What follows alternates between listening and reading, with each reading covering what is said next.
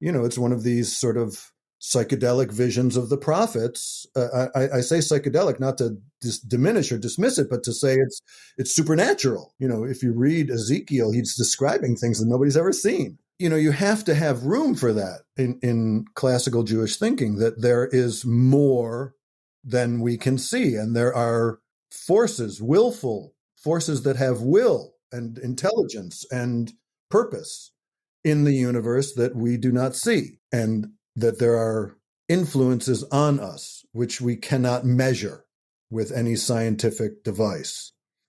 And so, to be aware of that is crucial. Defend yourself, right? In God's world, God is not going to come down, or angels, and step in front of the bullet. Well, and again, if the devil could be stopped with the recitation of some formula, then why would you be afraid of the devil?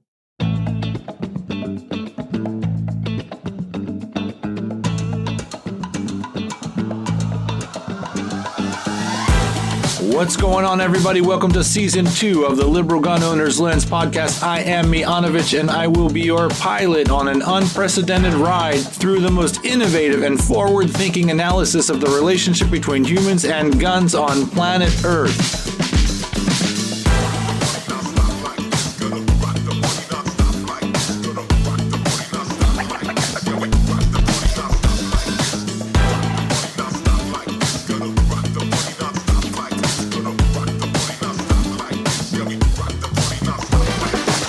The entire nexus between guns and public safety needs a wake-up call, and Liberal Gun Owners is here to rock that party. Are you somebody who thinks you know what's going on with guns and public safety? I don't give a shit. I'm dragging your ass into the future whether you like it or not.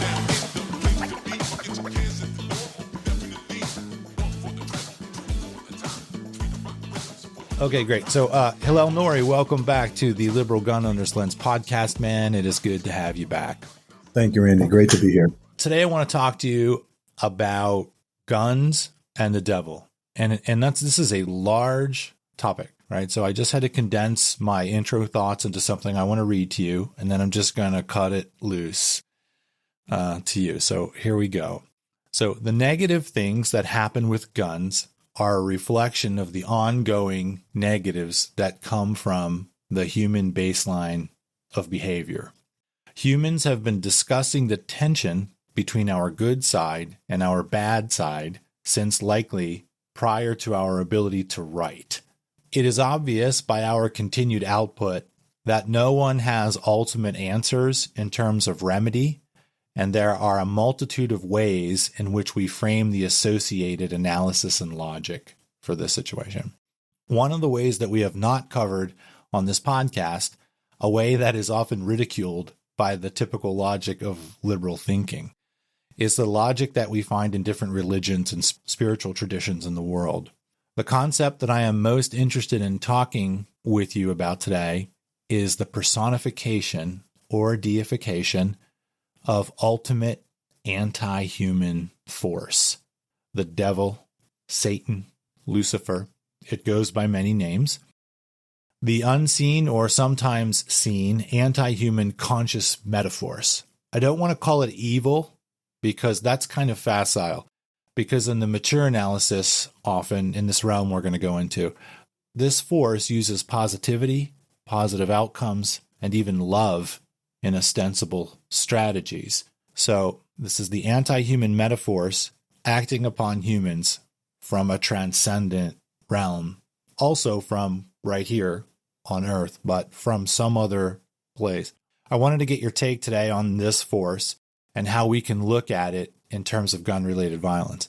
So I just wanted to ask you first, what is your belief about the devil, Satan, Lucifer, where you have great logic and great rationale, and in addition to you being a quote-unquote rabbi? I want to hear your take on this. What do you think about the devil? So, a great topic. And the devil as a personified character does not really play a prominent role in classical Judaism. The Bible is not dualistic, right? It's not like a battle between God and the devil. That doesn't happen in the Bible. The Hebrew Bible. When I say the Bible, I mean the Hebrew Bible. The name Satan, Satan, is actually a Hebrew word, Satan, and it doesn't mean the devil like some supernatural, anti-God character. It means the accuser, and it references a very ancient idea, which is that there is a force that is trying to get you guilty, trying to show you to be guilty. And it speaks against you in the heavenly court, as it were, right? In the cosmic realm of justice. When we talk about God, who sits on the throne of judgment and judges the world.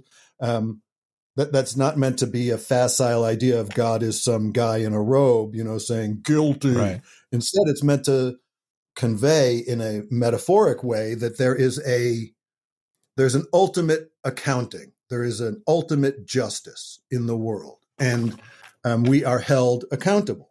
And so Satan, goes and says to God, things like in the story of Job. Well, sure, Job is loyal now, but if it was tough on him, he wouldn't be loyal. Right. So he's sort of sowing the seeds of dissent and of disbelief and of the underminer, right? The tempter who, as you said, and I thought that was really insightful, who uses the good nature and inclination of human beings against us. The things you should want to do, he is going to make you do in a bad way. That kind of thing. But that is really only in some of the Hebrew Bible, mostly in the later writings. Satan does not appear in the 5 books of Moses in the Torah, and is not really a prominent factor in Jewish theology. There are groups within Judaism and in Jewish history who kind of believe in, there are groups who believe in like demons and, sort of dark forces, spirit world kind of forces. That's a little different than the devil itself, and I don't believe in that stuff very much either. I'm more a part of the rationalist school within Jewish philosophy and history than the underworld spirit. Right. Spirits hover over us and angels and demons kind of thing. Though there is some of that in Jewish theology, but not in all of it. Right? There's groups that think one way and groups that think another way. We're not monolithic in that way. I think the idea of Satan as the tempter is good. It's not really about the personification of evil. It's about twisting your good inclinations to be out of balance so that they create actually bad inclinations. Yes. And you're correct that within Judaism, there's really an ancient and ongoing discussion about the clash of the two inclinations of human beings, the inclination to do good and to create and to build and to nurture and to heal, which we all have, and the inclination to destroy and to do harm and to wound and to break. And so, which we also all have. That's the essence of the Garden of Eden story, right? There was no snake. There's not a snake. Right. There's not a tree, right? There's not a story about snakes and trees. It's a story about the conflicted nature of humanity, right. Who part of us is pure and innocent and part of us is curious and hungry. And so human beings cannot live in Eden. That's why we get kicked out, right? It describes the nature of humanity, not the history of humanity. Right. And so it is our nature to leave Eden, a place where nothing is required of us, neither good nor bad. All we have to do is walk around all day, and to enter into actual human existence where much is required of us. Labor, relationships, industry, eating, right? All the things of being a person. So we are this combination. And this is not an exclusive idea to Judaism. It's the yin-yang combination. We are both. No human is all good. no human is all bad. And so it's what, by the way, allows for repentance. If you couldn't repent, I mean, if you were truly evil, you couldn't repent. You couldn't, atone for sin. You couldn't grow and become more than you used to be. I don't give hardly any thought to the devil. I almost never think about the devil. I never think the devil made me do it, anything like that, right? There's nothing like that at all. Well, there's a couple questions that I'm gonna probably get from the unpacking of that.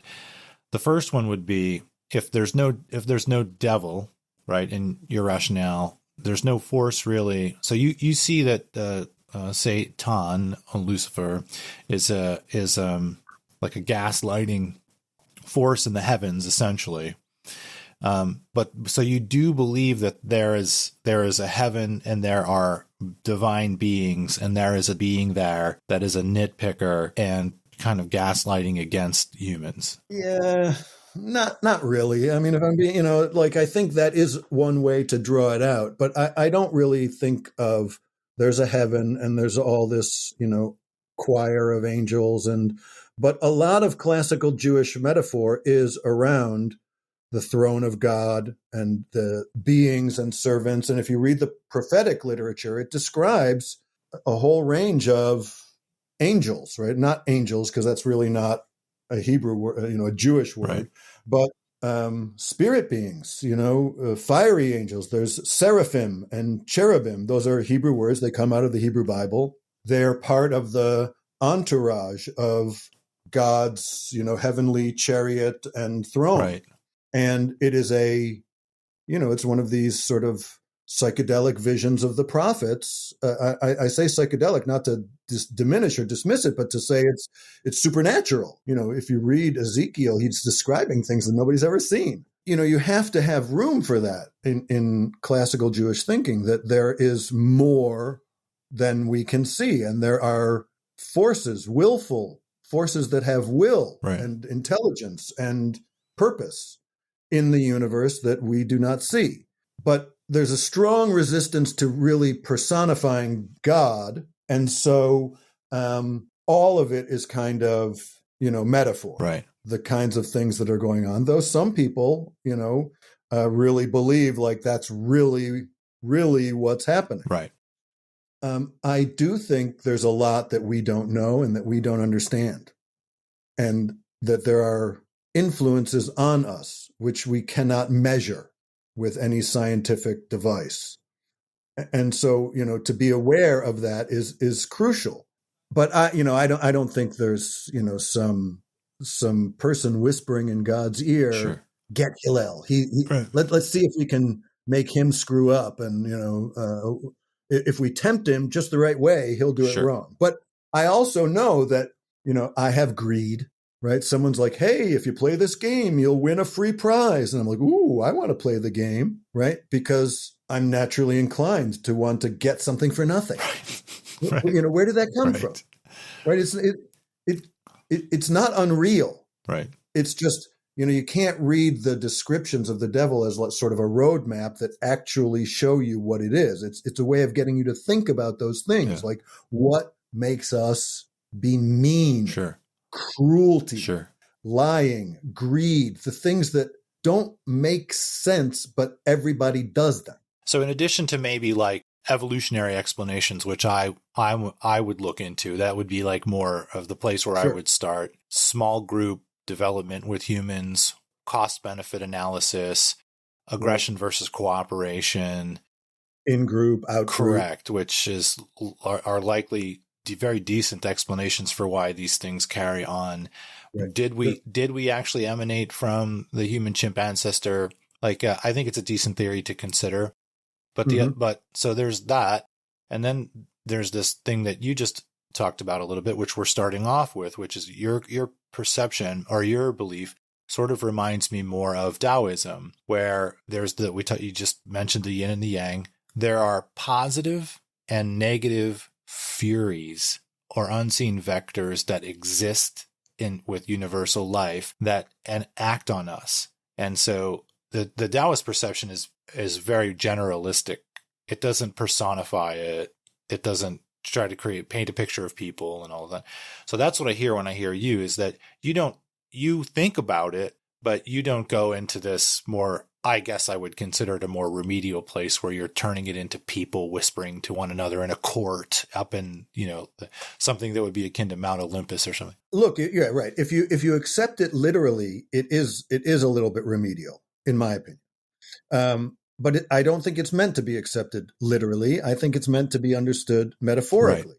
Right. I think that is how the very ancients actually understood it. They were not stupid, right, in ancient times.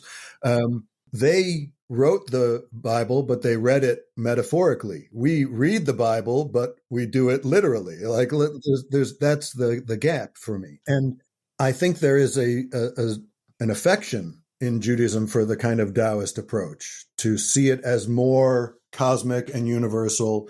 It's, it's not the devil where you like make a deal with the devil. There's like none of that in Jewish thinking. You can't make a deal with the devil. Right. There's ultimate justice, like if you do, there's karma, there's equal and opposite reaction. Sure. Like these are absolute universal realities. Are you familiar with C.S. Lewis? Not all of his works, but yeah, like generally. Right. So in addition to being a fiction writer, he was a serious theologian, Church of England theologian. And he wrote a book. It's actually a book of fiction called The Screw Tape Letters. Okay. Which I recommend. I can't recommend it highly enough. You will love it.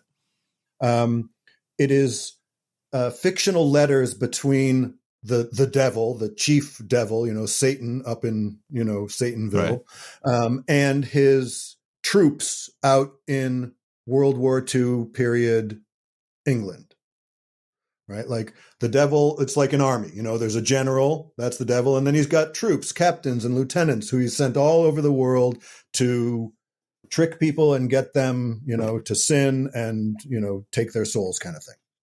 It's truly brilliant and kind of iconoclastic in that and one of the things he says about the devil is people make two mistakes about the devil or evil.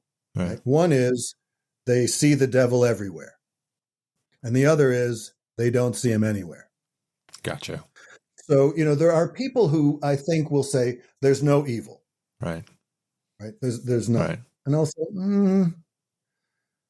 I don't think in our day you can say that.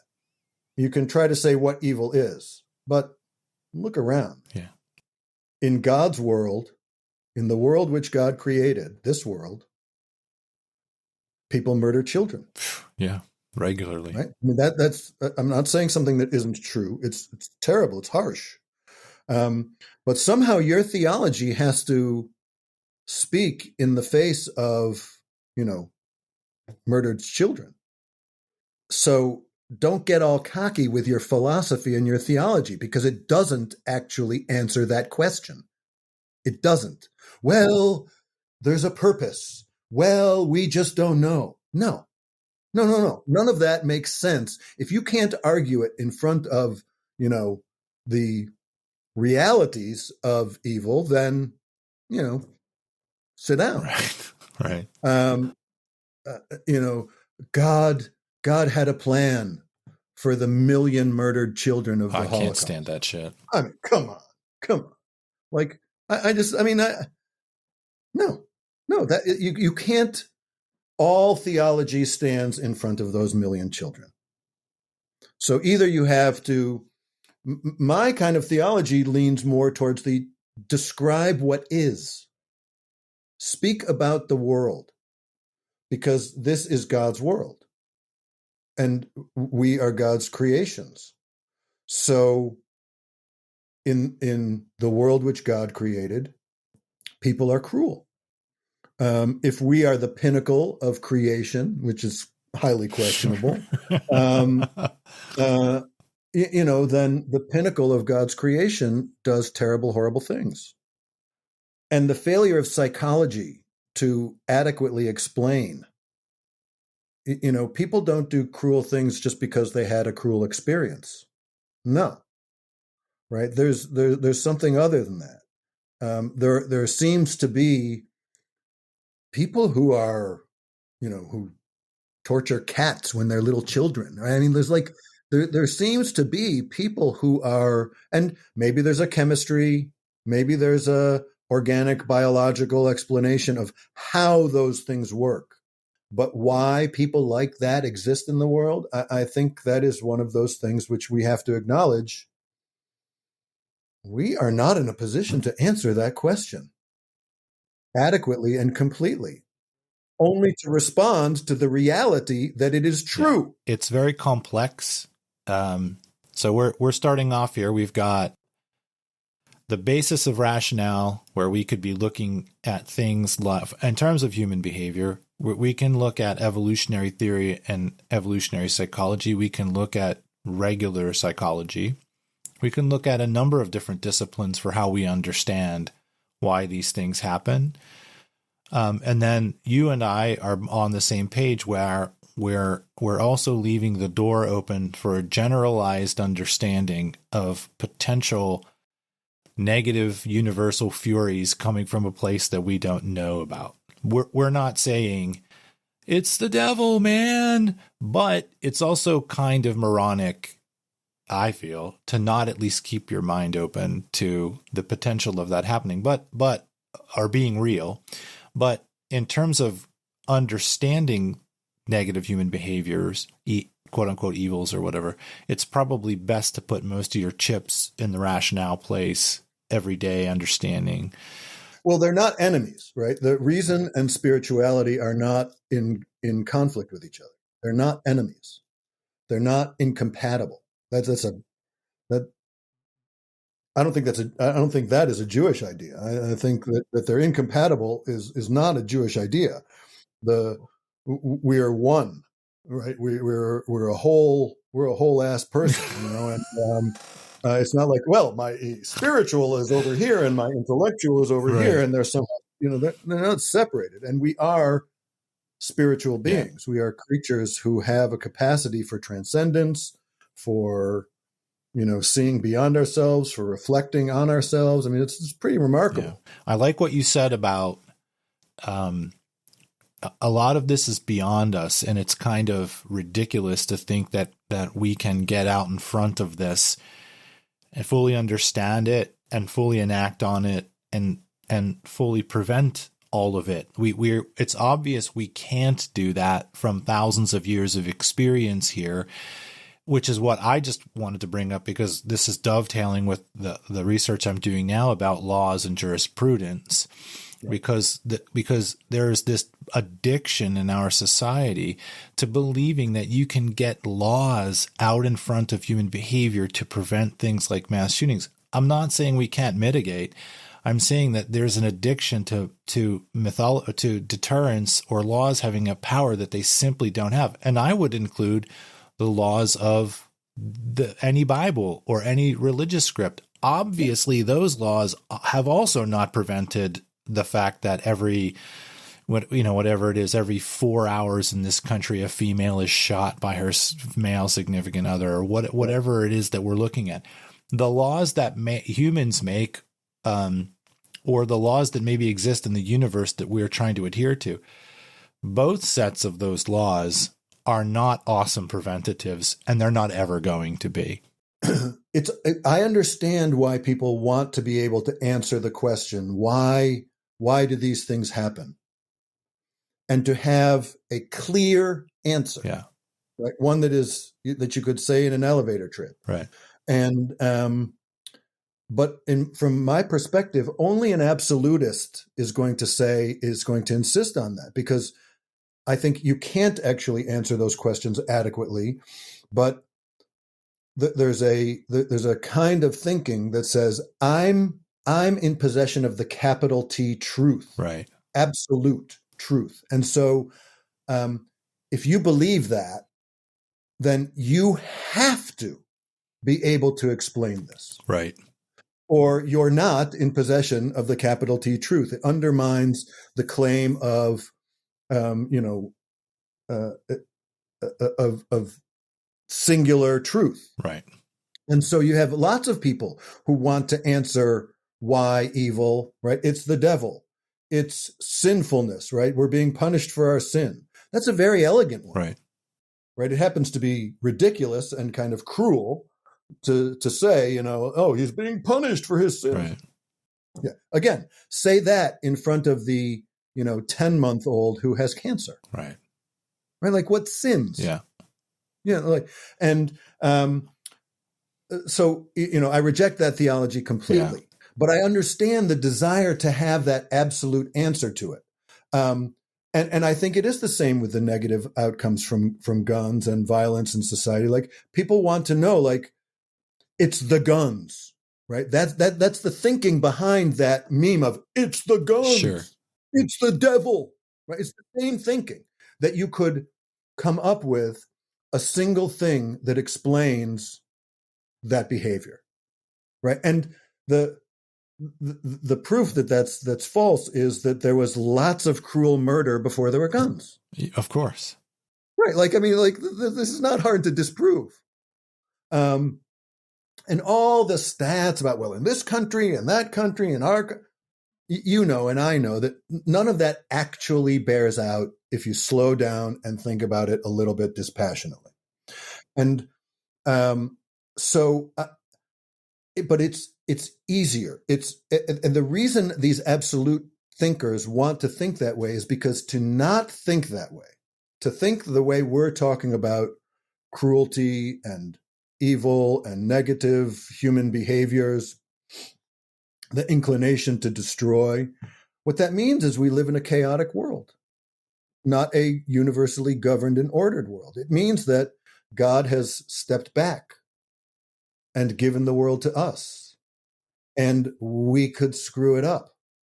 And there's no, Lone Ranger riding in at the very end to save us. And so when people, for me, again, the phenomenology side of theology, like, I want to look at the world as it is. Right. I say in God's world, there's people who go into synagogue and kill innocent Jews who are praying. Yeah. So I can take my time and think about, well, why did they do that? Why is that? How could that happen? In what world? Even go into the legislation and the governmental human administration of society side. What could we put? Or I can say, what can I do given the world I live in to create a better world, to repair, heal, grow, develop the righteous side of human inclination? And, there's many things like taking care of each other, like feeding the hungry and clothing the naked, and all of the classical religious orientation towards social betterment. But there's also stand up for yourself and, defend yourself, right? In God's world, God is not going to come down, or angels, and step in front of the bullet. Right.